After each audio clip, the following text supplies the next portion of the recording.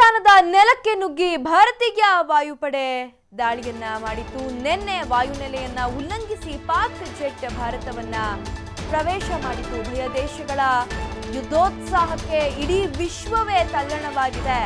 ಭಾರತ ಪಾಕ್ ಗಡಿಯಲ್ಲಿ ಯುದ್ಧ ಭೀತಿ ನಿರ್ಮಾಣವಾಗಿರೋ ಹಿನ್ನೆಲೆ ವಿಮಾನ ಹಾರಾಟವನ್ನ ಪಾಕಿಸ್ತಾನ ಸ್ಥಗಿತಗೊಳಿಸಿದೆ. ನಿನ್ನೆಯಿಂದ ವಿಮಾನ ಹಾರಾಟವನ್ನ ಪಾಕ್ ಸ್ಥಗಿತಗೊಳಿಸಿದೆ. ಉಭಯ ದೇಶಗಳ ಯುದ್ಧೋತ್ಸಾಹಕ್ಕೆ ಇಡೀ ವಿಶ್ವವೇ ತಲ್ಲಣವಾಗಿದೆ.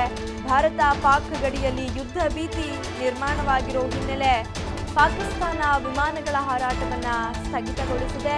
ಉಭಯ ದೇಶಗಳ ಯುದ್ಧೋತ್ಸಾಹಕ್ಕೆ ಇಡೀ ವಿಶ್ವವೇ ತಲ್ಲಣಗೊಂಡಿದೆ. ಭಾರತ ಮತ್ತು ಪಾಕ್ ಗಡಿಯಲ್ಲಿ ಯುದ್ಧ ಭೀತಿ ನಿರ್ಮಾಣ ಹಿನ್ನೆಲೆ ವಿಮಾನ ಹಾರಾಟವನ್ನ ಪಾಕಿಸ್ತಾನ ಸ್ಥಗಿತಗೊಳಿಸಿದೆ. ನಿನ್ನೆಯಿಂದ ವಿಮಾನ ಹಾರಾಟವನ್ನ ಪಾಕಿಸ್ತಾನ ಸ್ಥಗಿತಗೊಳಿಸಿದೆ.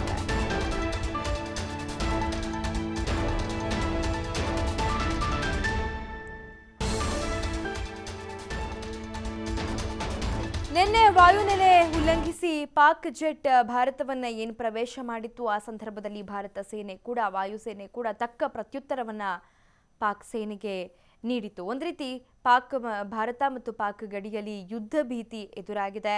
ಹಾಗಾಗಿ ಪಾಕ್ನಲ್ಲಿ ವಿಮಾನ ಹಾರಾಟವನ್ನ ಸ್ಥಗಿತಗೊಳಿಸಲಾಗಿದೆ. ಎರಡು ದೇಶಗಳ ಯುದ್ಧೋತ್ಸಾಹಕ್ಕೆ ಇಡೀ ವಿಶ್ವವೇ ತಲ್ಲಣಗೊಂಡಿದೆ ಅಂತ ಒಂದು ಪರಿಸ್ಥಿತಿ ಇವತ್ತು ಗಡಿಯಲ್ಲಿ ನಿರ್ಮಾಣವಾಗಿದೆ.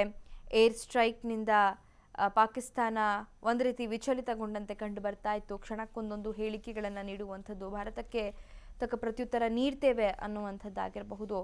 ಆದರೆ ಭಾರತದ ಮೂರು ಸೇನೆಗಳು ಕೂಡ ಬಹಳಷ್ಟು ಅಲರ್ಟ್ ಆಗಿದೆ.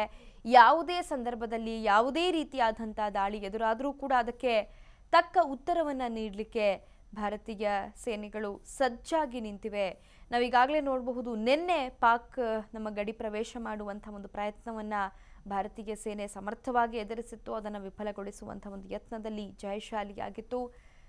ಈಗ ಸದ್ಯ ಇರುವಂಥ ಸ್ಥಿತಿಗತಿಯನ್ನು ಗಮನಿಸಿದ್ರೆ ಗಡಿಯಲ್ಲಿ ಯುದ್ಧ ಭೀತಿ ಎದುರಾಗಿರೋ ಹಿನ್ನೆಲೆ ಪಾಕಿಸ್ತಾನ ತನ್ನ ವಿಮಾನಗಳ ಹಾರಾಟವನ್ನು ಸ್ಥಗಿತಗೊಳಿಸಿದೆ.